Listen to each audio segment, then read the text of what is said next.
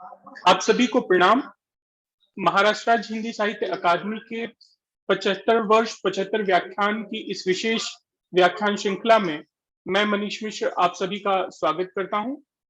आज इस व्याख्यान की चौथी कड़ी है और इस चौथी कड़ी में हिंदी मराठी के अंतर संबंधों पर बात करने के लिए हम सभी के आदरणीय और मुझ पर विशेष स्नेह रखने वाले मेरे आदरित अभिभावक के रूप में आदरणीय डॉक्टर दामोदर खड़से सर हमारे बीच उपस्थित हैं।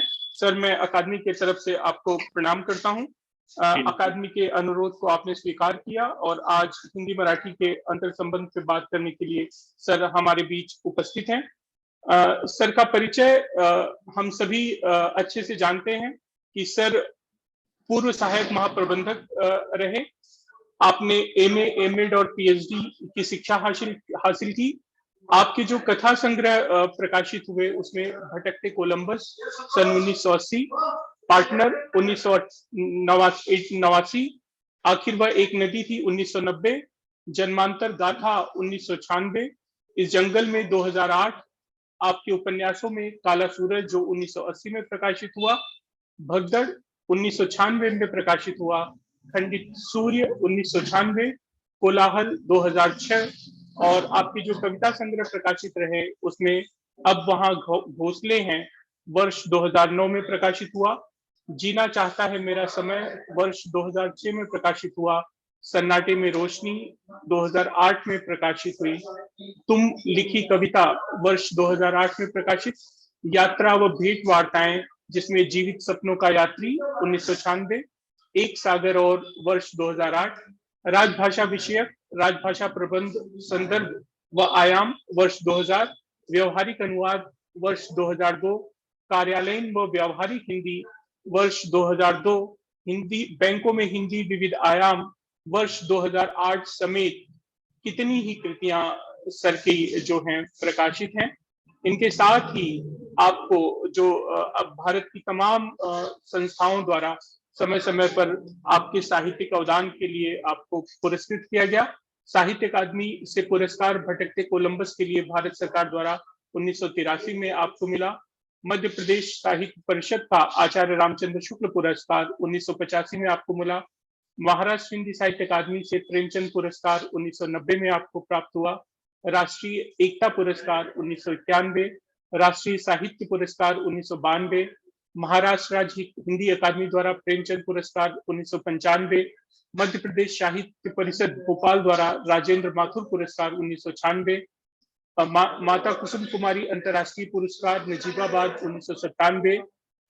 इसी तरह से तमाम जो है लगातार मैं देख रहा हूं कि सर को देश की तमाम संस्थाएं समय समय पर पुरस्कृत करती रही। केंद्रीय हिंदी निदेशालय का भी पुरस्कार आपको वर्ष 2005 में मिला और आप सबको बताते हुए मुझे खुशी हो रही है कि इस साल जो है अभी वर्ष 2022 में श्री मध्य भारत हिंदी साहित्य समिति इंदौर का शताब्दी सम्मान 2022 से भी सर को पुरस्कृत किया गया।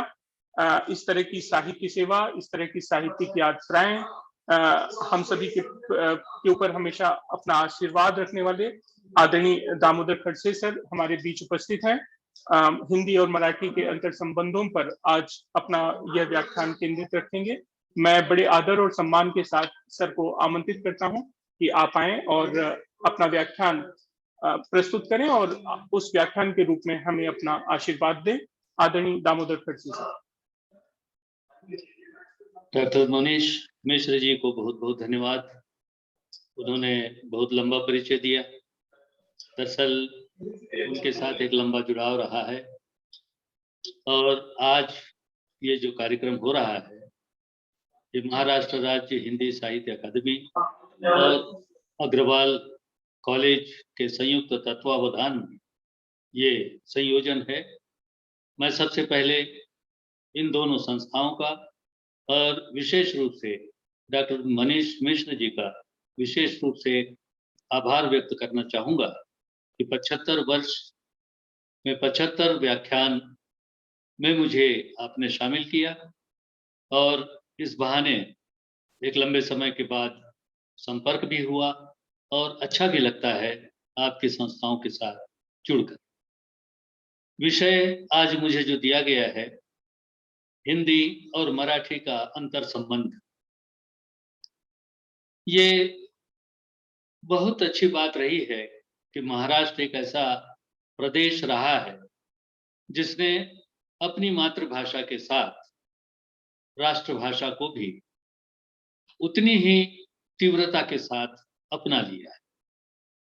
हमने देखा कि 21 फरवरी मातृभाषा दिन के रूप में सारी दुनिया मनाती है और मातृभाषा को लेकर जो एक जागरूकता, एक चेतना लोगों के बीच होनी चाहिए, उसके लिए प्रयास किए जाते हैं। हम सबको जैसा कि मालूम है कि ये मातृभाषा दिन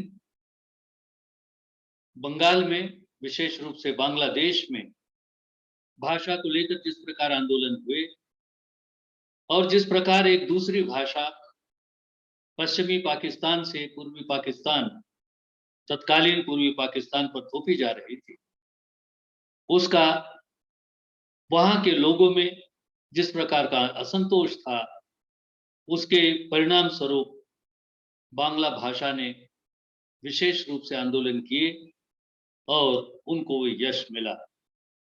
इस यश के पीछे बहुत बड़ा समर्पण, बहुत बड़ा त्याग लोगों ने किया। लगभग 8 विद्यार्थी उस समय शहीद हुए और उनकी शहादत से ये बांग्लादेश को बांग्ला भाषा प्राप्त हुई। और इस शहादत को ध्यान में रखते हुए ये उन्होंने 21 फरवरी को मातृभाषा दिन के रूप में घोषित किया। इसके बाद हम महाराष्ट्र में देखते हैं कि 27 फरवरी को महाराष्ट्र में मराठी राजभाषा दिवस मनाया जाता है। ये मराठी का राजभाषा दिवस मराठी के प्रख्यात कवि, साहित्यकार, नाटककार, कथाकार कुसुमाग्रज के जन्मदिन के अवसर पर मराठी राजभाषा दिन मनाया जाता है। मुझे लगता है ये विश्व में, यदि मैं कुछ अतिरिक्त न कह रहा हूं, तो किसी एक भाषा के कवि के जन्मदिन को उस भाषा का राजभाषा दिन मनाया जाना अपने आप में एक बहुत बड़ी उपलब्धि है।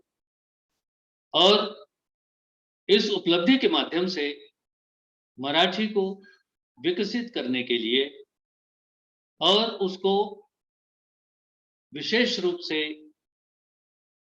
अभिजात्य भाषा का दर्जा दिलवाने के लिए जिस प्रकार के प्रयास किए जा रहे हैं, वो भी अपने आप में एक उपलब्धि और विशिष्ट बात है।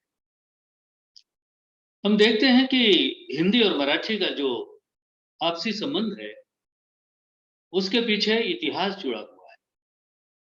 यह ऐतिहासिक संबंध एक लंबे समय से चला आ रहा है। हम देखते हैं कि भारत में 3 ही भाषाएं ऐसी हैं जो देवनागरी में लिखी जाती है: संस्कृत, हिंदी और मराठी। हिंदी और मराठी संस्कृत में से ही निकली हुई भाषा है और इन तीनों भाषाओं की लिपियां एक हैं। मराठी और हिंदी के कई शब्द समान हैं, कभी कभी असमानता भी है। एक ही शब्द मराठी में अलग अर्थ में है और हिंदी में अलग अर्थ में है। ये जो भाषाएं जीवित होती हैं, जो भाषाएं समकालीन होती हैं, उन भाषाओं में इस प्रकार की स्थितियां देखी जा सकती हैं कि जब वे किसी और भाषा से कोई शब्द लेते तो उसका कभी कभी अर्थ दूसरी भाषा में पहुंचते पहुंचते बदल जाता है। कुछ शब्द मुझे याद आ रहे हैं, जैसे एक शब्द है राजीनामा। राजीनामा मराठी में त्याग पत्र के अर्थ में है जबकि हिंदी में, जो कि उर्दू से आया हुआ शब्द है, राजीनामा यानी लेटर ऑफ कंसेंट, आपको उसके प्रति अपनी सहमति व्यक्त करनी है। तो जहां पर ऐसे कुछ शब्द हैं जहां इस प्रकार की बात होती है और वो हर भाषा में हो सकती है, उतना यदि हम छोड़ दें तो हम देखते हैं कि मराठी और हिंदी का जो अंतर संबंध है वो बहुत विशेष है। मराठी के बारे में यदि मैं थोड़ी सी बात बताना चाहूं तो ऐसा कहा जाता है कि मराठी का प्राचीन नाम मरहट है। मराठी में 10वीं सदी से साहित्य का उल्लेख हमारे सामने निरंतर मिलता रहा है।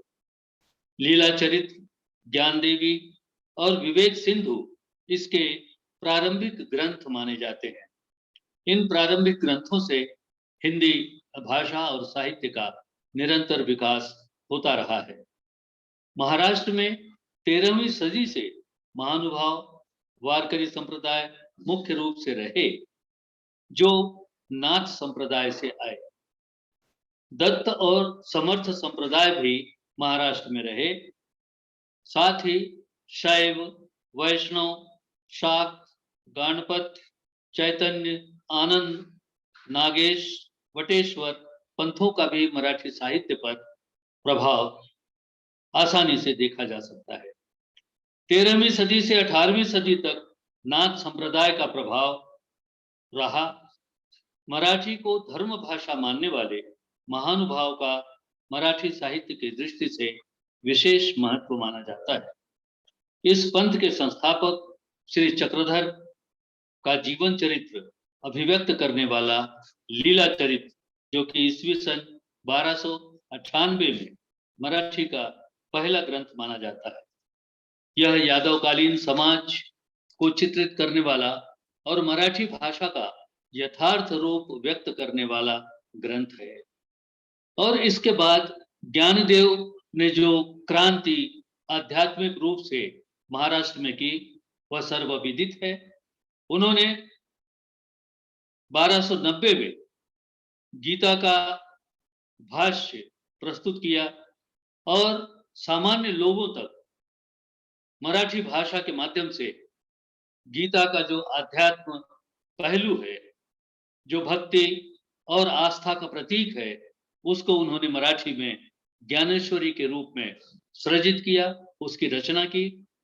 और 1296 में बाद में हम देखते हैं कि वो जब समाधिस्थ हुए और उनके बाद नामदेव ने अपने कार्यकाल में बहुत बहुत हिंदी और मराठी को पल्लवित, पुष्पित और फलित किया। नामदेव एक ऐसे कवि रहे जो महाराष्ट्र की धरती से उठे और पूरे देश में यात्रा करते हुए जिस प्रदेश में भी जाते उस प्रदेश की भाषा आत्मसात करते और उस प्रदेश की भाषा में वे काव्य रचना करते। ये काव्य रचना केवल समाधान और व्यक्तित्व विकास को लेकर जिस प्रकार की बात वे अपनी रचनाओं में करते, उससे लोगों में उनके प्रति एक विशेष प्रकार का आकर्षण, लगाव निरंतर बढ़ता रहा। और परिणाम यह हुआ कि वे हिंदी में भी उन्होंने ढेर सारी रचनाएं की और इस प्रकार यात्रा करते हुए वे पंजाब पहुंचे, पंजाबी सीखी और उन्होंने पंजाबी में रचनाएं की। बड़ी उल्लेखनीय बात यह है कि उनकी पंजाबी की रचनाएं पूरी तरह से पंजाबी में स्वीकृत की गई और गुरु ग्रंथ साहिब में उनकी रचनाओं को स्थान दिया गया।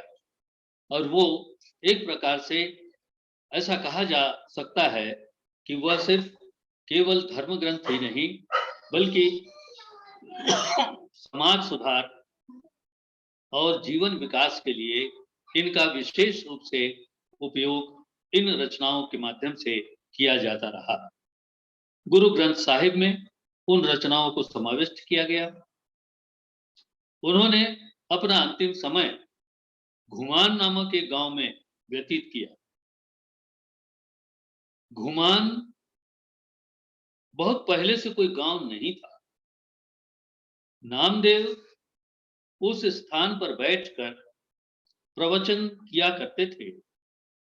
जीवन विषय के ज्ञान लोगों के बीच व्यक्त किया करते थे और उनको सुनने के लिए दूर दूर से लोग घूम घूम कर आते थे। घूम घूम कर आते हुए लोगों के कारण उस गांव का नाम ही घुमान पड़ा और वो आज भी है। और एक बड़ी अच्छी बात, एक संयोग की बात कह लीजिए कि मराठी में हर वर्ष अखिल भारतीय मराठी साहित्य सम्मेलन होता है और कुछ 3-4 वर्ष पहले इसी घुमान गांव में मराठी का वो सम्मेलन संपन्न हुआ। ये बात है 2015 की। 2015 में घुमान में मराठी साहित्य सम्मेलन संपन्न हुआ, जिसमें पंजाब सरकार ने भी बहुत महत्वपूर्ण भागीदारी की। और एक बड़ी संयोग और उल्लेखनीय बात यह है कि तुकाराम के वंशज आज जो मराठी के बहुत बड़े साहित्यकार हैं, सदानंद मोरे, वे सदानंद मोरे इस साहित्य सम्मेलन के अध्यक्ष रहे। इस प्रकार का संयोग इतिहास में कभी कभी होता है और ये संयोग 2015 को हुआ। और इस तरह हिंदी में जिस प्रकार की स्थितियां नामदेव के माध्यम से आई, पंजाबी में आई, मराठी में आई, तमाम भारतीय भाषाओं में आई, तो ये कवि इन भाषाओं को जोड़ने का काम निरंतर करते रहे। और इस प्रकार एकनाथ आए, दासपंत आए, वामन पंडित आए, ये सभी मोरोपंत आए और इन रचनाकारों ने मराठी साहित्य को अपना एक विशिष्ट योगदान दिया, उसको संपन्न किया। वो भक्ति काल में ही ये सारी रचनाएं हुई और उस समय भक्ति काल के माध्यम से जो जन जागरण किया गया, जो जन चेतना फैलाई गई और उसमें समाज सुधार और मनुष्य के व्यक्तित्व के विकास के लिए जिस प्रकार की रचनाएं, जिसमें आप कह सकते हैं कि समाज में व्यक्ति को किस प्रकार रहना चाहिए, भाषा और साहित्य का उपयोग किस प्रकार होना चाहिए, सुभाषितों को अपने जीवन में किस प्रकार उतारना चाहिए, ये सारी बातें उस समय आती रही। और जीवन के छोटे छोटे दर्शनों के माध्यम से जीवन को सुखमय बनाने की कोशिश इन रचनाकारों ने की। और इसके बाद संत कवियों में मराठी में जो कवित्री हैं बहिनाबाई, उन्होंने बहुत अच्छी रचनाएं मराठी साहित्य को दी हैं। और इतना ही नहीं, बहिनाबाई ने हिंदी में भी लगभग 66 कविताएं उन्होंने हिंदी में लिखी। इस तरह से हिंदी और मराठी का जो अंतर संबंध है वो बहुत प्राचीन काल से चला आ रहा है। अब यदि हम इसको शिवाजी के समय से देखते हैं तो शिवाजी ने भाषा के विकास के लिए बहुत बहुत प्रयास किए। उनका सारा राजकाज मराठी भाषा में और मोड़ी लिपि में चलता था। उन्होंने उस जमाने में शब्दकोश बनवाए और उन शब्दकोशों के माध्यम से मराठी को बहुत अच्छे ढंग से विकसित करने के पूरे प्रयास उन्होंने किए। एक बात और उल्लेखनीय है कि बड़ौदा के जो महाराजा गायकवाड़ थे, उन गायकवाड़ महोदय ने भी इस प्रकार के अंग्रेजी से हिंदी और मराठी भी शब्दकोश का निर्माण शिवाजी के बाद उन्होंने निश्चित रूप से किया। शिवाजी के समय जो एक मशहूर भक्ति युग के एक पूजनीय व्यक्तित्व रहे स्वामी रामदास, वे एक अच्छे कवि भी थे। मराठी और हिंदी के भी वे अच्छे कवि थे और उस समय जिस प्रकार के सांप्रदायिक सद्भाव की आवश्यकता उन्होंने महसूस की, उसको लेकर भी उन्होंने कुछ रचनाएं लिखी। कुछ 4 पंक्तियां मेरे सामने हैं और उन्होंने सांप्रदायिक सद्भावना के लिए इन 4 पंक्तियों में जो कहना चाहा वो महसूस होता है कि उस कालखंड में भी इस प्रकार की धारणाएं, इस प्रकार के प्रयास इस प्रकार की रचनाएं साहित्य में आती रही। वे कहते हैं, अल्लाह निरंजन दो नहीं रे, अल्लाह और निरंजन दो नहीं है रे, समझत समझत हारो। इसकी जानकारी, इसको समझाते समझाते मैं हार गया कि अल्लाह और ईश्वर दोनों एक हैं। भाई काहे को लड़ते, लड़ते सो पड़ते आए। माने आप लड़ लड़कर आपस में मर रहे हैं, तो इस प्रकार की स्थिति नहीं होनी चाहिए। दोनों के ईश्वर, अल्लाह और ईश्वर दोनों एक हैं, तो इसलिए हम भाई भाई हैं, आप आपस में न लड़ें। तो इस प्रकार के हिंदी और मराठी में रचनाएं उस समय मराठी के श्रेष्ठ कवियों ने की और मराठी को काफी संपन्न किया, समृद्ध किया। इस प्रकार हम देखते हैं कि शिवाजी के कार्यकाल में जो मराठी भौगोलिक क्षेत्र में एक पराक्रमी महाराजा हुए, उन्होंने अपनी अस्मिता के लिए अपना जीवन दांव पर लगाया और उनका शौर्य आज सारी दुनिया मानती है। इस सारी बातों को आगे बढ़ाने के लिए उनके दरबार में एक बड़े हिंदी कवि थे। मराठी महाराजा का बखान करने के लिए एक हिंदी कवि सामने आए और वो थे भूषण। महाराष्ट्र की सीमाओं से पार करते हुए भूषण ने शिवाजी की कीर्ति, उनका गौरव, उनका शौर्य पूरे देश में फैलाया। भाषा की महत्ता होती है, रचनाओं की ये महत्ता होती है कि वो किसी व्यक्ति के जीवन को किस प्रकार हमेशा के लिए अमर कर जाता है। भूषण ने शिवाजी को लेकर इसी प्रकार की बात अपने साहित्य में की और तमाम तरह के शिवाजी के जितने भी जीवन के पहलू थे, वो सारे पहलू, उनकी निडरता, उनका शौर्य, लड़ने की उनकी रणनीति और लोगों को जोड़ने के तौर तरीके, और इतना होने के बाद लोगों को किस प्रकार सुखी और समृद्ध बनाया जा सकता है, इस प्रकार की जो राजनीति थी, वो राजनीति बहुत अनुकरणीय है। भूषण के साथ बहुत और दूसरे भी कवि थे जिन्होंने हिंदी में शिवाजी पर खूब लिखा, और वे कवि थे गोविंद, मंगेश, दत्त कवि, सोन कवि, कविराज, सुखदेव, अज्ञातदास, पाला कवि, गणेश कवि, गौतम आदि ऐसे प्रमुख हिंदी कवि भी थे जिन्होंने शिवाजी के पूरे व्यक्तित्व को रेखांकित करने के लिए हिंदी में उनको शब्दबद्ध किया है। तो इस प्रकार बाद में उनके बाद एक और कवि थे, प्रख्यात कवि मतीराम भी उनके साथ थे, जिन्होंने शिवाजी के जीवन को, उनकी शौर्य कथा को स्थिर करने में अपना महत्वपूर्ण योगदान दिया। इसके बाद जो शाहू महाराज महाराष्ट्र में रहे, उनके जीवन को, उनके कार्यों को, कृतित्व को, व्यक्तित्व को रेखांकित और शब्दबद्ध करने के लिए निरंजन माधव, कुकुरसी जैसे कवि थे, जिन्होंने हिंदी में उनकी कविताओं के माध्यम से उनको शब्दबद्ध किया है।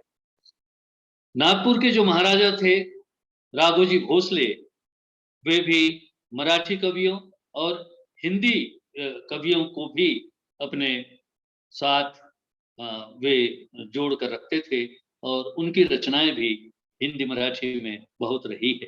तो ये एक लंबा ऐतिहासिक संदर्भ हिंदी और मराठी भाषा का, साहित्य का हमारे सामने उपस्थित होता है।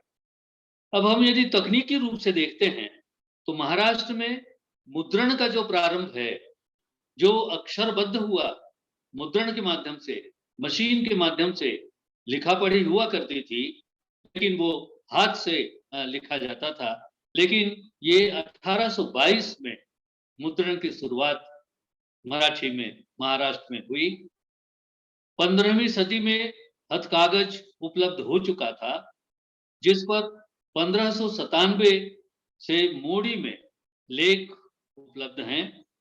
दिए के काजल और हर्रा से स्याही बनाई जाती थी। 1815 में स्थापित native school book and school society ने मुद्रण के लिए देवनागरी लिपि स्वीकार करने का निर्णय लिया। इस प्रकार पहले मोड़ी थी मराठी में और 1815 में इस देवनागरी को स्वीकार किया गया। यह स्वीकार करने के बाद मुंबई विद्यापीठ में विश्वविद्यालय में 1901 से महादेव गोविंद रानड़े के प्रयासों से एमए में प्रादेशिक भाषा आई और 1920 में बीए में मराठी भाषा को भी समाविष्ट किया गया। तो ये मूल रूप से मराठी विश्वविद्यालयों में पढ़ाने का जो सिलसिला शुरू हुआ वो 1920 से आगे बढ़ता रहा। अब हम देखते हैं कि तमाम मराठी भाषी लोग जो हिंदी भी अच्छी तरह जानते थे और वो सिर्फ मराठी तक और महाराष्ट्र तक सीमित नहीं थे। हम यदि हिंदी की कहानी का इतिहास देखते हैं तो हम पाते हैं कि हिंदी की पहली कहानी एक टोकरी मिट्टी मानी जाती। तरह तरह के उसमें और भी संकल्पनाएं हैं, पर ये पहली हिंदी की कहानी मानी जाती है। इस पहली हिंदी की कहानी लिखने वाला लेखक माधवराव सप्रे थे, जो बिलासपुर में बैठकर, वो मराठी भाषी थे, बिलासपुर में बैठकर वे छत्तीसगढ़ मित्र नाम की एक पत्रिका निकाला करते थे और इस पत्रिका के माध्यम से वे भाषा और साहित्य के उन्नयन के लिए अपने आप को उन्होंने झोंक दिया, समर्पित कर दिया। उन्होंने न सिर्फ मराठी में हिंदी में और मराठी में लिखा, बल्कि एक अनुवाद के पुल के रूप में उन्होंने लोकमान्य तिलक ने जो गीता रहस्य मराठी में लिखी उसका अनुवाद हिंदी में किया, ताकि लोकमान्य तिलक ने जो गीता के माध्यम से जीवन के लिए जिस प्रकार की दार्शनिक बातें सीखी, उन दार्शनिक बातों को मराठी की सीमाओं से निकालकर हिंदी के महासागर में ले आए। और यह भी एक महत्वपूर्ण संदर्भ है कि माधवराव सप्रे ने इस प्रकार का कार्य किया। आज हमारा समाज, हमारा देश माधवराव सप्रे की 150वीं जयंती मना रहा है। 150 वर्ष पूर्व जन्म लेने वाले इस महान विद्वान ने मराठी और हिंदी को जोड़ने के लिए जिस प्रकार का काम किया वो न सिर्फ ऐतिहासिक है, बल्कि आने वाली पीढ़ियों के लिए वो सदा इस समन्वय को, इस सद्भावना को और इस अंतर संबंध को कायम और मजबूत करने के लिए एक दिशा देंगे। उन्होंने जिन रामदास स्वामी रामदास का जो मैंने उल्लेख किया, उनकी जो मशहूर कृति है वो है दासबोध, जिसको जीवन का सबसे बड़ा आख्यान माना जाता है कि उसको सीखकर, पढ़कर, आत्मसात कर मनुष्य अपने जीवन को बहुत सार्थक और संपूर्ण बना सकता है। ऐसी स्वामी रामदास की कृति को, जिसका नाम दासबोध है, उसका अनुवाद हिंदी में माधवराव सप्रे ने किया और हिंदी भाषा भाषियों के लिए वो ग्रंथ उन्होंने उपलब्ध कराया है। तो ये जो अंतर संबंध है ये बहुत पुराने हैं। मुझे ऐसा लगता है कि महाराष्ट्र एक ऐसा प्रदेश है जो सामासिक संस्कृति को अपनाता है। हिंदी, मराठी और तमाम भारतीय भाषाओं के, दक्षिण के, गुजरात के, उत्तर, दक्षिण, पूर्व, पश्चिम सभी तरफ की संस्कृतियां महाराष्ट्र में आकर पल्लवित और पुष्पित और फलित होती रही हैं। महाराष्ट्र एक कॉस्मोपॉलिटन प्रदेश मुझे लगता है और इस प्रदेश की दूसरी भाषा हिंदी ही है। विदर्भ से मेरा एक लंबा सानिध्य रहा, नागपुर, अकोला। मैंने ये महसूस किया कि इस विदर्भ में लोगों की मातृभाषा तो मराठी है, लेकिन मराठी घरों में बोली जाती है, परिवार में बोली जाती है। जैसे ही व्यक्ति घर से बाहर बाजार और सड़कों पर आते हैं, हिंदी को अपना लेते हैं। इस प्रकार सामाजिक रूप से, सांस्कृतिक रूप से, राजनीतिक रूप से हिंदी और मराठी दोनों महाराष्ट्र में साथ साथ चला करती है। हम देखते हैं कि संविधान में जिस प्रकार का प्रावधान किया गया है कि भारत सरकार के साथ जो राज्य हिंदी में पत्र व्यवहार करेंगे, उनको एक अलग क्षेत्र संविधान ने दिया है और वह ख क्षेत्र। महाराष्ट्र के विधानमंडल ने इस प्रकार की सहमति भारत सरकार को दी है कि वो अपना कामकाज हिंदी में केंद्र सरकार के साथ करेंगे, इसलिए वो ख क्षेत्र में शामिल है। इसी प्रकार तमाम तरह की फिल्में, साहित्य, क्रीड़ा, सांस्कृतिक कार्यक्रम, इन सब को लेकर हिंदी और मराठी का सानिध्य बहुत गहरा इस महाराष्ट्र में है। हम देखते हैं कि राजनीति में तमाम तरह की बातें सामने आती हैं उभर कर, लेकिन एक बात की ओर मैं इशारा करना चाहूंगा कि जब भी संसद में कोई मराठी व्यक्ति बोलने उपस्थित होता है, तो सामान्यतः वह हिंदी का ही उपयोग करता है, ताकि संसद में सभी भाषा भाषी लोग उनकी बातों को, उनकी समस्याओं को, उनके प्रस्तावों को, उनके विचारों को, सुझावों को अच्छी तरह से समझ सके। तो ये इस प्रदेश में इस प्रकार की समन्वय की जो भावना है, सौहार्द की जो भावना है, वो अपने आप में विशेष उल्लेखनीय मुझे लगती है। इसी प्रकार देश तक पहुंचने के लिए बाल गंगाधर तिलक ने यदि सबसे पहले ये बात उठाई हो कि स्वतंत्रता मेरा जन्मसिद्ध अधिकार है, ये बात यदि लोकमान्य तिलक ने अपने विचारों से, अपने प्रभावशाली वक्तृत्व से, लेखनी से इस देश को दिया, तो पहले उन्होंने मराठी में दिया कि स्वराज्य हा माझा जन्मसिद्ध अधिकार आहे, जन्मसिद्ध हक आहे आणि तो मी मिळवणारच। अर्थात स्वतंत्रता मेरा जन्मसिद्ध अधिकार है, मैं उसे प्राप्त करके ही रहूंगा।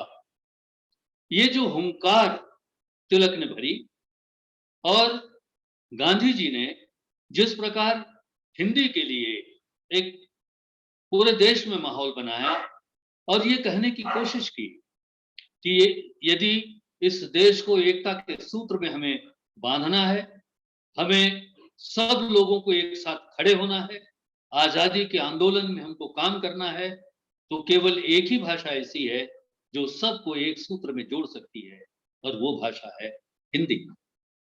एक उदाहरण मेरे सामने आ रहा है कि एक अधिवेशन में उड़ीसा के एक मुख्यमंत्री अंग्रेजी में बोल रहे थे। गांधी जी ने उनको टोका और उन्होंने कहा कि आप हिंदी में बोलिए। उन्होंने असमर्थता व्यक्त की, वे उड़िया भाषी थे और उनकी हिंदी उतनी अच्छी या व्यक्त करने लायक उनको महसूस नहीं हुई, तो उन्होंने अपनी बात वहां पर अपना अनुरोध रखा। तो गांधी जी ने कहा कि आप उड़िया में करिए, आप उड़िया में बोलिए और हम उसका अनुवाद करवा लेंगे। उस समय नेताजी सुभाष चंद्र बोस खड़े हुए और उन्होंने कहा कि आप उड़िया में बोलिए, मैं उसका अनुवाद हिंदी में करके प्रस्तुत करूंगा, क्योंकि नेताजी सुभाष चंद्र बोस उड़िया भी अच्छी तरह से जानते थे। तो इस प्रकार ये जो माहौल हिंदी का पूरे देश में था, ये माहौल महाराष्ट्र तक भी था। पूरे देश में तो था ही, महाराष्ट्र में भी था। और महाराष्ट्र से बाहर जो लोग गए विद्वान, उन लोगों ने हिंदी के माध्यम से अपनी विद्वत्ता का प्रदर्शन कहें या योगदान उन्होंने व्यक्त किया। सबसे पहले यदि मैं नाम लेना चाहूंगा तो वो बाबूराव विष्णु पराड़कर मराठी भाषी पत्रकारिता के धुरंधर, और उन्होंने बनारस में जाकर आज अखबार में हिंदी में अपना काम शुरू किया। आज भी वो अखबार उत्तर भारत में बड़े बहुत ज्यादा प्रसारण के साथ वो चल रहा है।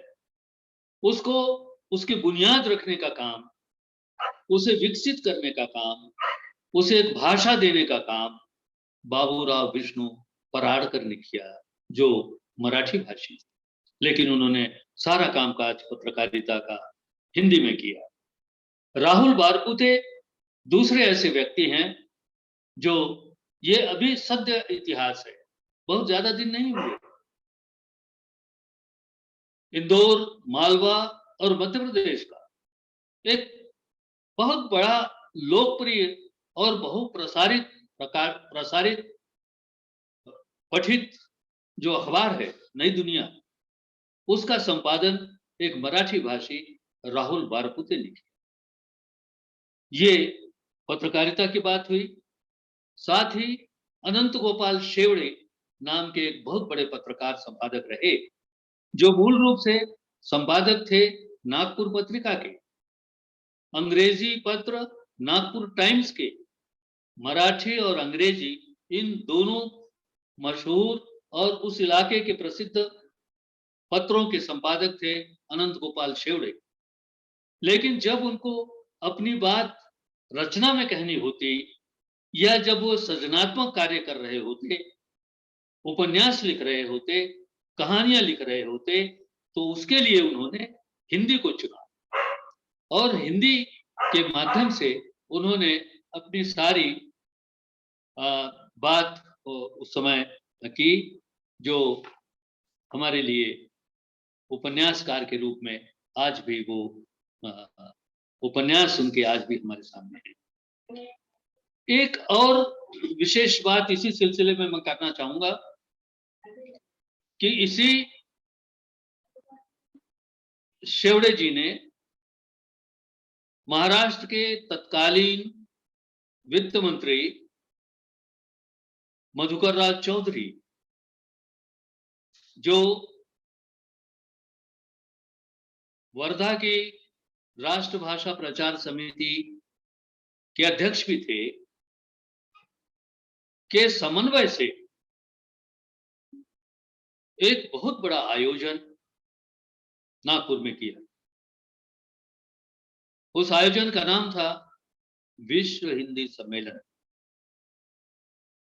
पहला विश्व हिंदी सम्मेलन नागपुर में आयोजित किया गया, जो इन दो विशेष व्यक्तियों ने, मधुकर राव चौधरी और अनंत गोपाल शेवड़े ने संयोजित, और दुनिया भर के साहित्यकारों, भाषाविदों, पत्रकारों को इसमें आमंत्रित किया गया।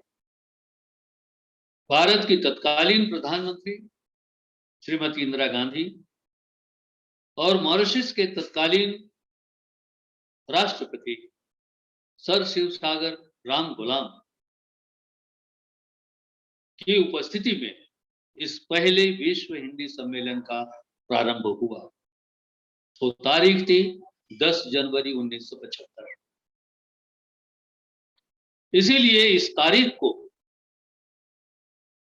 विश्व हिंदी दिवस के रूप में भी मनाया जाता है, जो 2006 में भारत सरकार ने कि हम 10 जनवरी को विश्व हिंदी दिवस मनाएंगे। 14 जनवरी को हम हिंदी दिवस मनाते हैं और 10 जनवरी को विश्व हिंदी दिवस मनाया जाता है। तो इसका श्रेय महाराष्ट्र को, नागपुर को, अनंत गोपाल शेवड़े को और मधुकर राव चौधरी को। इस प्रकार, और उसमें जो एक बहुत महत्वपूर्ण निर्णय लिया गया, कई निर्णय लिए गए, अभी तो 11 सम्मेलन हो गए हैं, अलग अलग देशों में इनका आयोजन किया गया है। मॉरिशस में भी विशेष रूप से एक संयुक्त कार्यालय भी बनाया गया है, भारत और मॉरिशस सरकार की ओर से। पिछला सम्मेलन मॉरिशस में हुआ 11वां, मॉरिशस में इस प्रकार के 3 सम्मेलन हो चुके हैं। तो ये जो निर्णय हुआ महत्वपूर्ण, वो निर्णय है कि हिंदी के लिए एक विशेष केंद्रीय विश्वविद्यालय का गठन किया जाना चाहिए। और उस विश्वविद्यालय के गठन के रूप में हम देखते हैं कि महात्मा गांधी अंतर्राष्ट्रीय हिंदी विश्वविद्यालय वर्धा में स्थापित है। यह भी एक मराठी और महाराष्ट्र के लिए गर्व की बात है कि हिंदी का देश का बड़ा केंद्रीय विश्वविद्यालय यहाँ महाराष्ट्र में स्थापित है।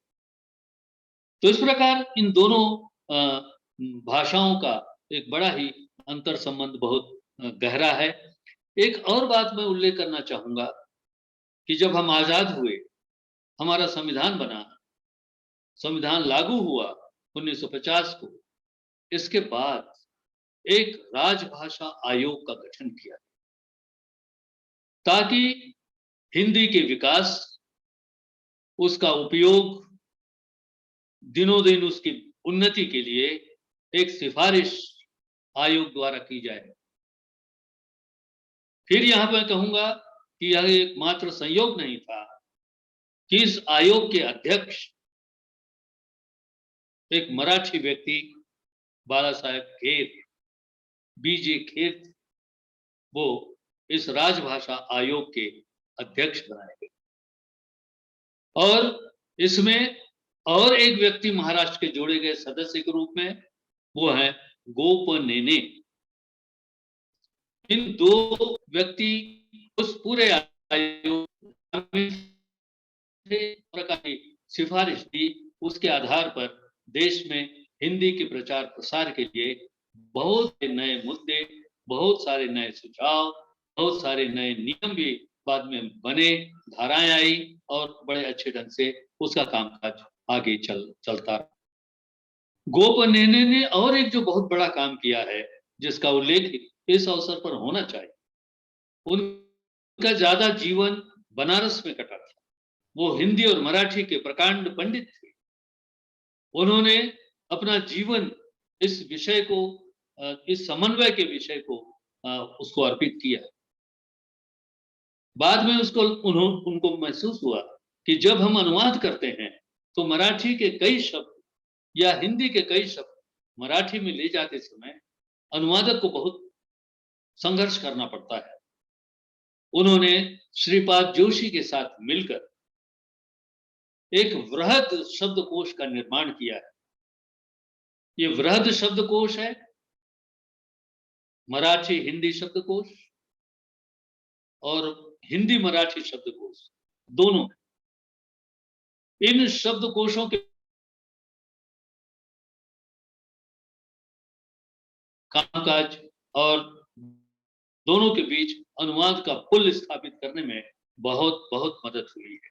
तो ये गोपनेने का एक उपहार हिंदी मराठी दोनों भाषा भाषियों के लिए है। बाला साहब खेर ने अलग ढंग से हमको इस प्रकार की बात हमारे सामने रखी है। हम देखते हैं कि एक और व्यक्तित्व ऐसा उभर कर आता है जो हिंदी और मराठी के बीच एक सेतु बनकर हमारे सामने दिखता है, और वो व्यक्ति है प्रभाकर माचवे, डॉक्टर प्रभाकर माचवे, जो एक लंबे समय तक साहित्य अकादमी के सचिव भी रहे और केवल हिंदी मराठी ही नहीं बल्कि भारतीय भाषाओं के बीच समन्वय और सानिध्य बढ़ाने का काम इस व्यक्ति ने किया। वे स्वयं 7 भाषाओं के ज्ञाता थे। मातृभाषा मराठी थी, लेकिन सारा काम उन्हें हिंदी में किया। कलकत्ता के जो भाषा परिषद है उसके भी प्रमुख रहे। बाद में चौथा संसार के वे संपादक रहे। इस प्रकार पत्रकारिता, संपादन, साहित्य, अनुवाद में इस प्रभाकर माचवे का बहुत ज्यादा दान रहा। जितना उन्होंने हिंदी में मराठी में लिखा उससे कई गुना ज्यादा उन्होंने हिंदी में लिखा है। तो ये व्यक्तित्व भी अपने आप में इस अवसर पर बहुत महत्वपूर्ण है। और एक व्यक्ति का मैं विशेष रूप से उल्लेख करना चाहूंगा जिन्होंने इस दिशा में बहुत काम किया। गजानन माधव मुक्तिबोध हिंदी साहित्य के लिए एक गर्व का स्थान है। वो नाम इस प्रकार का है। वे मराठी भाषी थे, लेकिन उन्होंने सारा लेखन हिंदी में किया। सिर्फ हिंदी में लेखन किया, बल्कि कविता के क्षेत्र में उन्होंने जिस प्रकार की धारणाओं, जिस प्रकार की शैली की, जिस प्रकार की विचार की उन्होंने बुनियाद रखी, वो अपने आप में हिंदी की एक धरोहर है। और विशेष उल्लेखनीय बात यह है, परिवार से आए गजानन माधव मुक्तिबोध और शरद चंद्र मुक्तिबोध, ये दोनों सगे भाई थे। गजानन माधव मुक्तिबोध ने हिंदी को अपनी अभिव्यक्ति का माध्यम बनाया और वो हिंदी के माध्यम से पूरे देश में जाने जाते हैं। उधर उनके छोटे भाई मुक्तिबोध, वे भी कवि रहे। उन्होंने भी साहित्य को बहुत अवदान दिया है, लेकिन उन्होंने अपना सारा कामकाज मराठी में किया। तो ये दोनों बंधुओं ने हिंदी और मराठी के लिए जिस प्रकार की बात हमारे सामने प्रस्तुत की है, मैं समझता हूं कि ये सबसे बड़ा एक ही परिवार का हिंदी मराठी का जो अंतर संबंध है वो प्रगाढ़ता से हमारे सामने उपस्थित होता है। एक बात की ओर मैं और कि इस देश में हिंदी की जितनी बड़ी प्रचार संस्थाएं हैं इस देश में, केवल महाराष्ट्र में नहीं पूरे देश में, उसमें से अधिकांश संस्थाएं महाराष्ट्र में।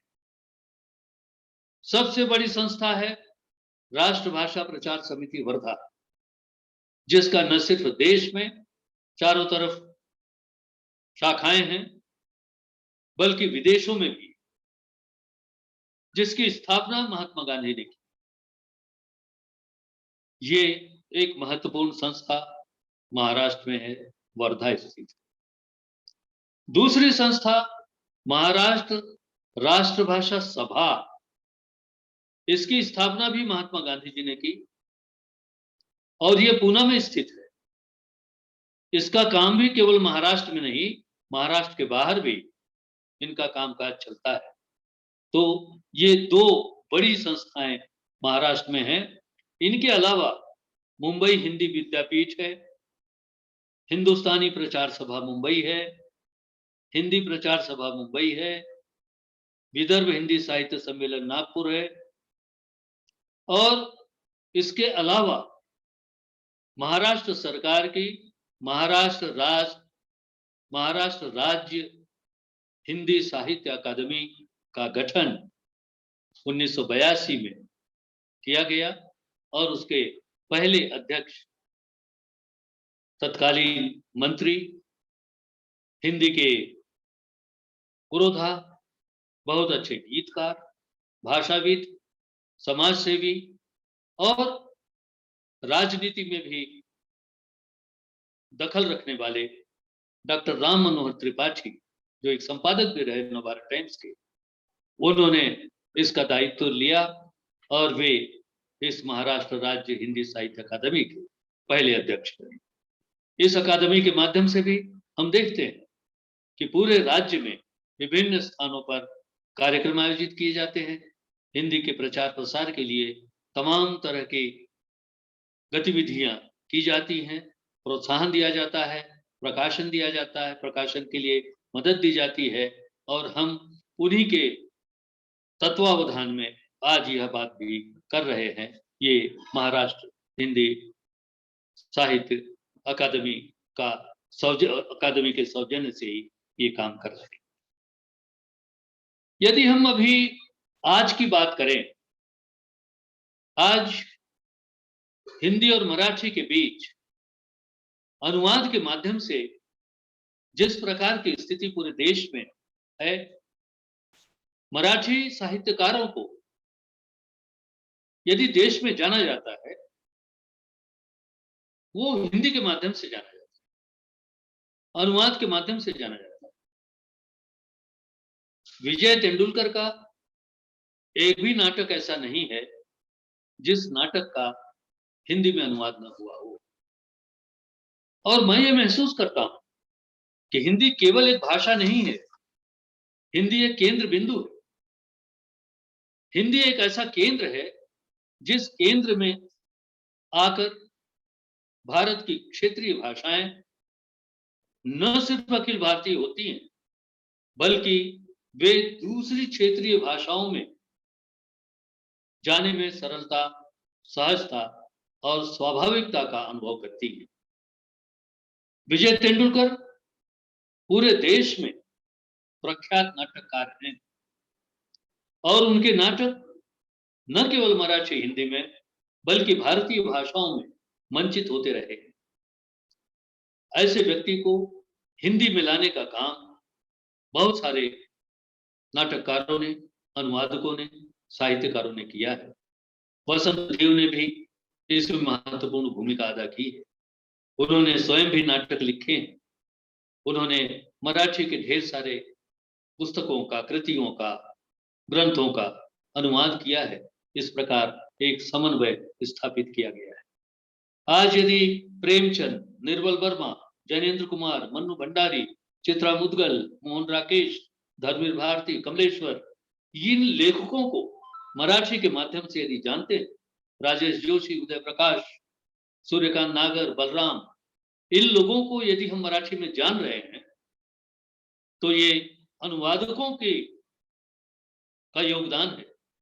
उनके योगदान के माध्यम से हम इस तरह के लोगों को, गोविंद मिश्र, विश्वनाथ प्रसाद तिवारी, ये लोग भी अभी हिंदी से मराठी में बहुत आसानी से पढ़े जाते हैं, चाहे वो दिवाली अंक हो, चाहे पुस्तकों का प्रकाशन।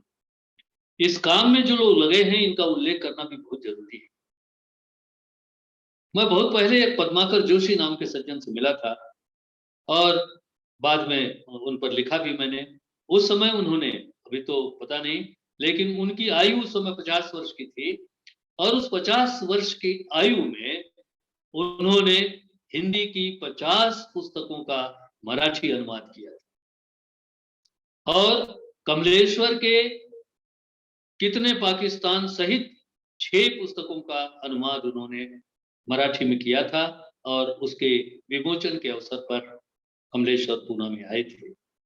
इतनी बड़ी संख्या उन्होंने की। लेकिन आज मैं देखता हूं कि उनकी संख्याओं को पार करके एक दूसरा अनुवादक हिंदी से मराठी में, चंद्रकांत भुंजाड़, जो 80 से ज्यादा पुस्तकों के अनुवाद उन्होंने किए और हिंदी के प्रख्यात लेखकों को उन्होंने इसमें शामिल किया है और वे उनको मराठी में ले आए हैं। विलास गीते, आसावरी काकड़े, गजानन चौहान, रीता ठाकुर, रंगनाथ तिवारी, पद्माकर जोशी का नाम मैंने लिया, जेऊरकर, ऐसे लोग हैं। उसमें रंगनाथ तिवारी का मैं विशेष रूप से इस अंतर संबंध को लेकर उल्लेख करना चाहूंगा। रंगनाथ तिवारी नंदुरबार जैसे एक छोटा तो नहीं है लेकिन दूर दराज में वो रहते हैं। वहां बैठकर वो साहित्य साधना कर रहे हैं। उनकी मातृभाषा हिंदी है, लेकिन उन्होंने मराठी से हिंदी में अनुवाद भी किया, हिंदी से मराठी में भी अनुवाद किया। और सबसे उल्लेखनीय बात यह है कि उन्होंने हिंदी और मराठी में समान रूप से गुरुदेव रविंद्रनाथ टैगोर के जीवन पर उन्होंने एक उपन्यास लिखा जो मूल रूप से हिंदी में लिखा। उन्होंने स्वयं ही उसका अनुवाद मराठी में किया और आश्चर्यजनक ढंग से मूल हिंदी में छपने के पहले मराठी में प्रकाशित हुआ और उसके बाद वो हिंदी में भी आया।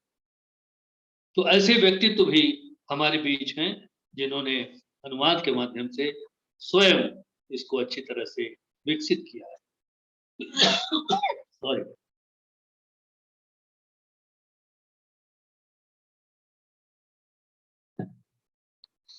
मैं एक बात और ध्यान में लाना चाहता हूं कि तमाम मराठी भाषियों ने हिंदी में लिखा होगा,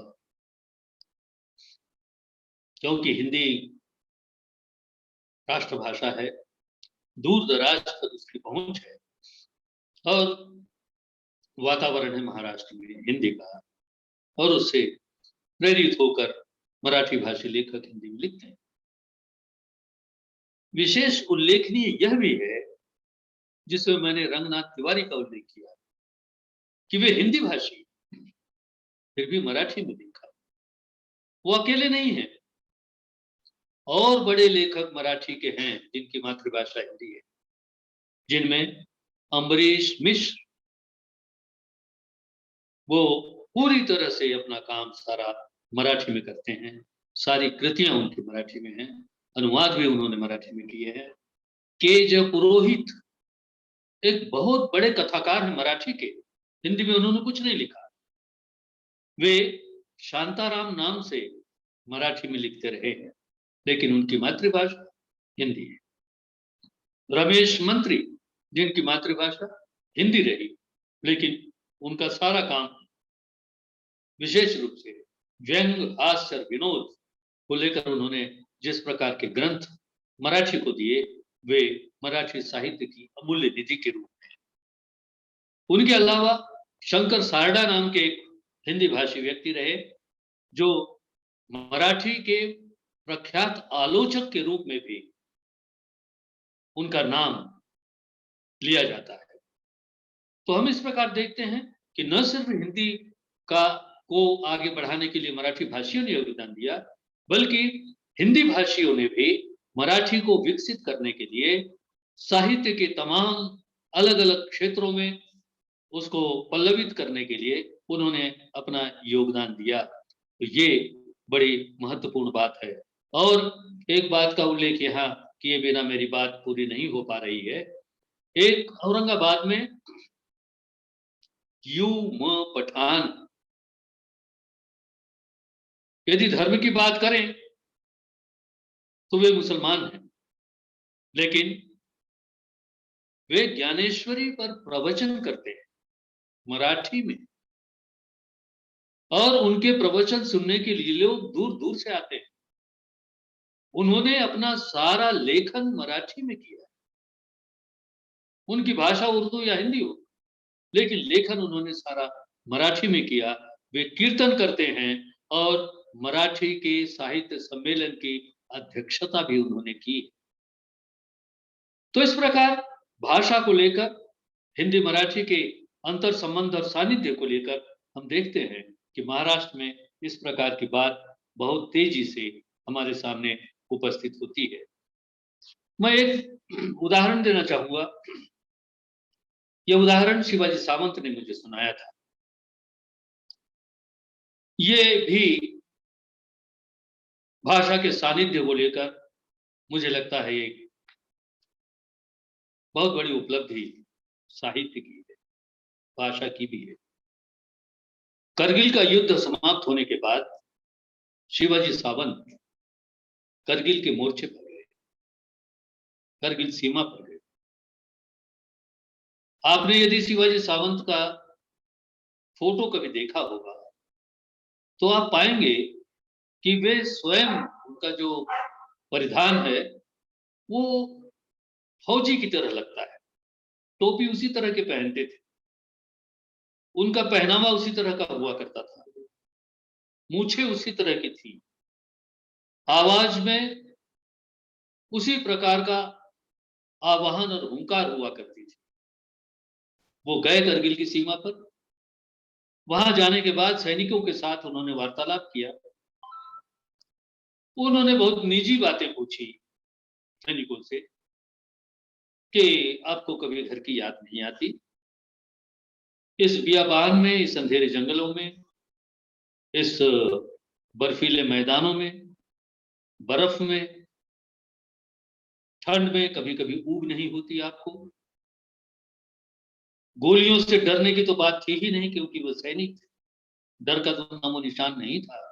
लेकिन ये जो प्राकृतिक आपदाएं थी और जो घर से अलग रहने का जो एक विवशता थी, उसको लेकर वे किस प्रकार सोचते हैं। एक सैनिक ने कहा कि आप जो कुछ भी कह रहे हैं वो सही है। उनको भी घर की याद आती है, ठंड में तकलीफ होती है, बियाबान में भटकते हुए कभी कभी ऊब होती है, लेकिन राष्ट्र सेवा में हम अपने आप को जान की बाजी लगाने के लिए सदैव तैयार रखते हैं। लेकिन जब इस प्रकार का भावनात्मक संकट हमारे बीच महसूस होता है तो उस सैनिक ने क्या किया। उस सैनिक ने अपने सैक से पीछे जो थैला था उस थैले से एक पुस्तक बाहर निकाली और कहा कि जब भी इस प्रकार की असमंजस की स्थिति भावनात्मक रूप में जीवन में उपस्थित होती है, मैं यह पुस्तक पढ़ता हूं। शिवाजी सावंत के रोंगटे खड़े हुए। वो महसूस ही नहीं कर पा रहे थे कि वो किन स्थितियों के बीच खड़े हैं। और वह पुस्तक थी शिवाजी सावंत की अपनी पुस्तक मृत्युंजय, जो कर्ण के जीवन पर लिखी गई।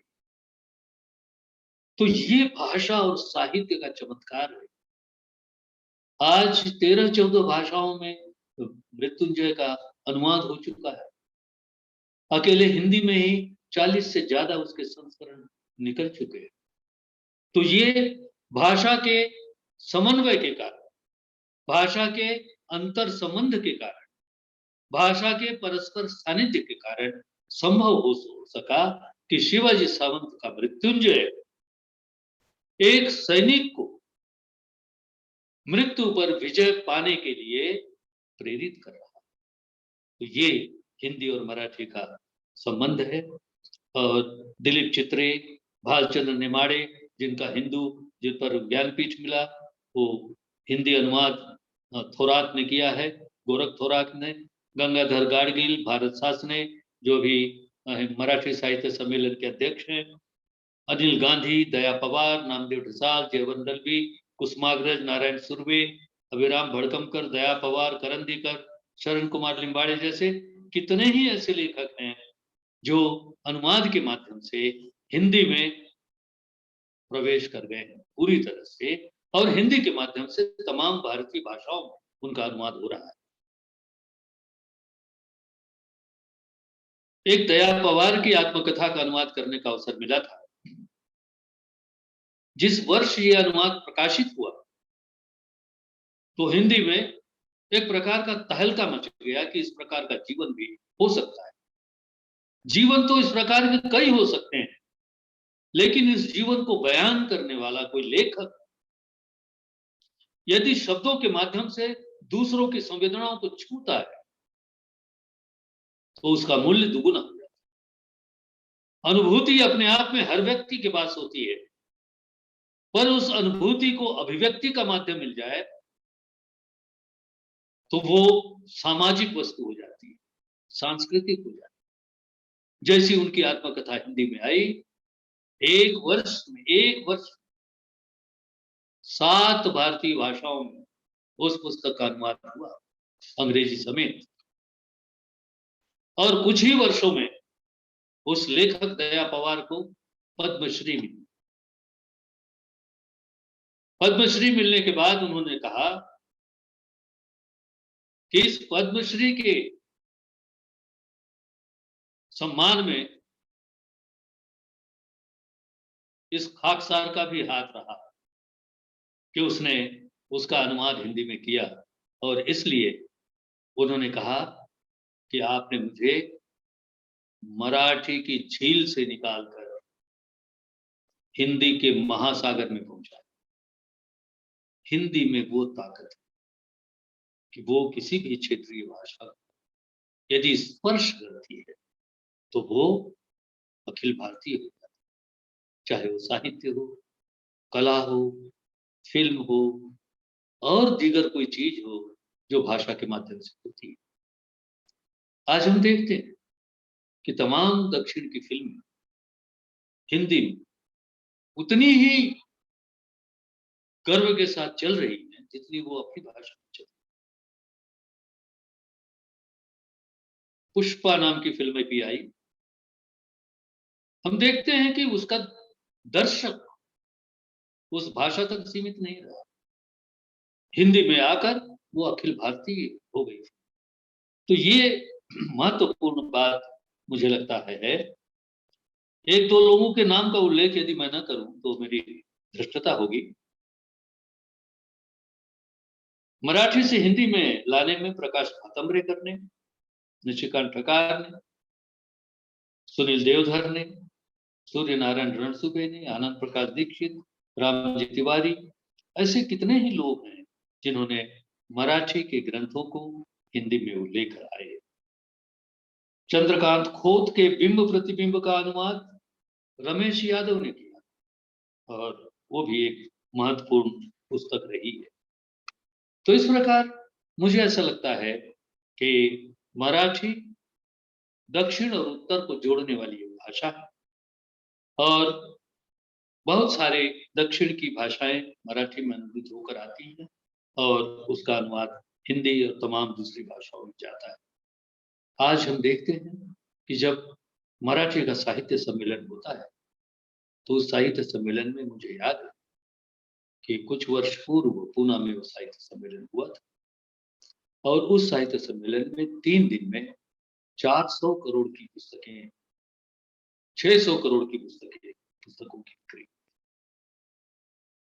और हर वर्ष मराठी में 400 दिवाली अंक का प्रकाशन होता है। इन दिवाली अंकों में एक दिवाली अंक ऐसा है जो अनुवाद पर ही समर्पित है और हिंदी और दूसरी भाषाओं के महत्वपूर्ण साहित्य का अनुवाद उसमें आता है।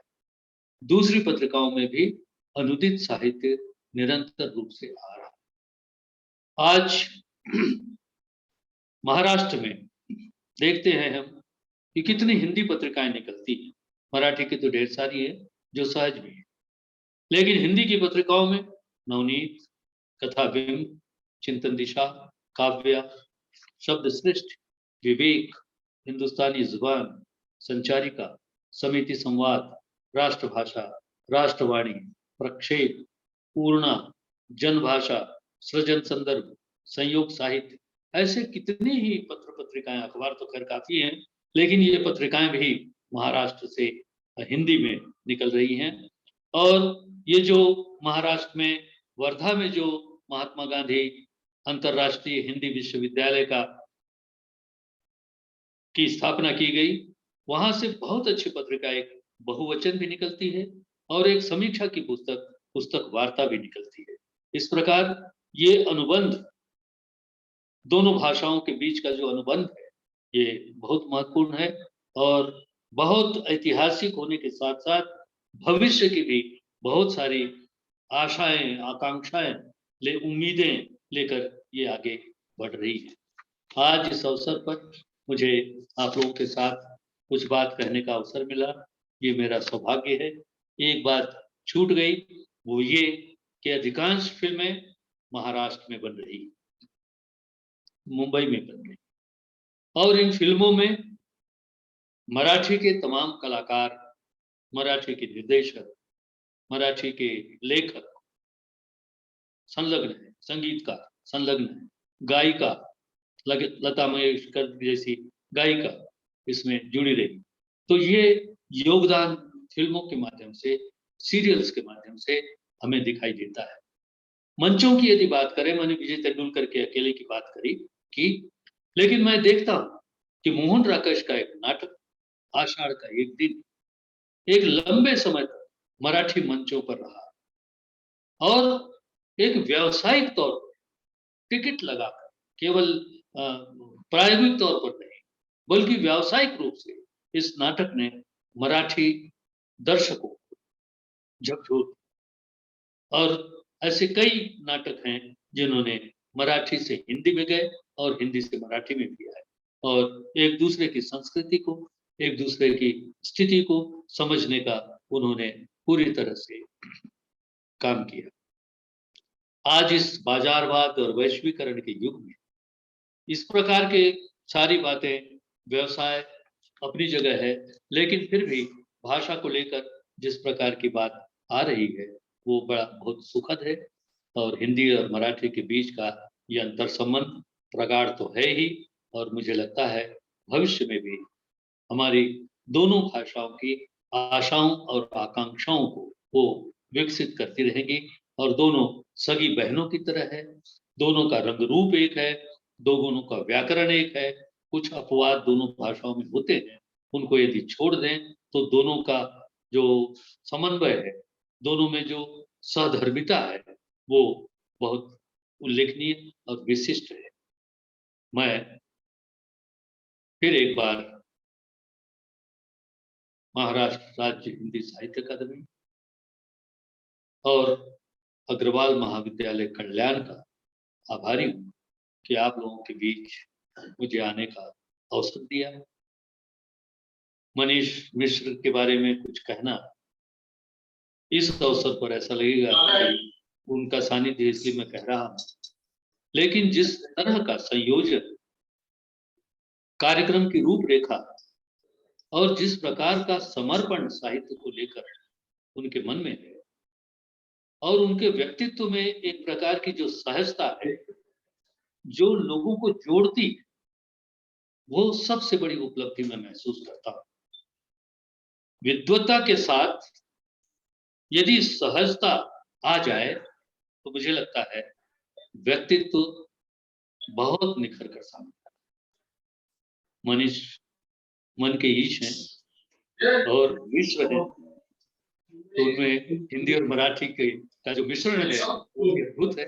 मैं बहुत बहुत उनके प्रति व्यक्तिगत और प्रगति करें, खूब आगे बढ़ें, इन्हीं शुभकामनाओं बात समाप्त। धन्यवाद सर। आज अकादमी की इस विशेष व्याख्यान श्रृंखला के चौथे व्याख्यान के रूप में आपका आशीर्वाद हमको मिला, और हिंदी मराठी भाषा के अंतर संबंधों को लेके बहुत सारी ऐसी बातें नहीं जो मेरे लिए भी नई थी। आपके माध्यम से मुझे पूरा विश्वास है कि जो विद्यार्थी और जो अध्ययन अध्यापन से जुड़े हुए हमारे साथी हैं, निश्चित तौर पे वे लाभान्वित होंगे। और जैसा कि मैंने इस व्याख्यान का पोस्टर साझा करते हुए लिखा था कि आदरणीय डॉक्टर दामोदर खड़से सर हैं, डॉक्टर रामजी तिवारी सर हैं, मैं इन्हें जब भी सुनता हूं तो हमेशा लगता है कि हाँ, सही में वैचारिक रूप से हम अपने आप को समृद्ध कर रहे हैं और बहुत सारी नई चीजें जो हैं हम लोग सीखते हैं। आपके द्वारा कही हुई कितनी ही बातें हैं जो लगातार जहन में बैठी रहती हैं, और हम बहुत सारी जगहों पर उन्हें कोट करते हैं। मुझे अच्छे से याद है जब तकनीक और हिंदी के विकास को लेके आप बात करते हैं तो आप हमेशा एक उदाहरण देते थे कि पहले जब कंप्यूटर आया इस देश में तो कंप्यूटर जहां रहते थे वहां बाहर बोर्ड लगा दिया जाता था कि कृपया अपने जूते चप्पल बाहर निकाल के आएं। और आज हम जब जूते या चप्पल खरीदने जाते हैं तो उसका बिल जो है उसी कंप्यूटर से हमको मिलता है। तो ऐसे बहुत सारे जो जीवन व्यवहार की बहुत सहज चीजें हैं, लेकिन उनका ऑब्जर्वेशन जो है, जिस स्तर पे आप कर लेते हैं और जिस सहजता से आपने इस निमंत्रण को स्वीकार किया और अपना आशीर्वाद दिया, उसके लिए मैं पुनः एक बार अकादमी की तरफ से आपके प्रति अपनी कृतज्ञता ज्ञापित करता हूं, और आपकी अनुमति से आज के इस व्याख्यान की समाप्ति की घोषणा करता हूं। बहुत बहुत धन्यवाद सर। नमस्कार।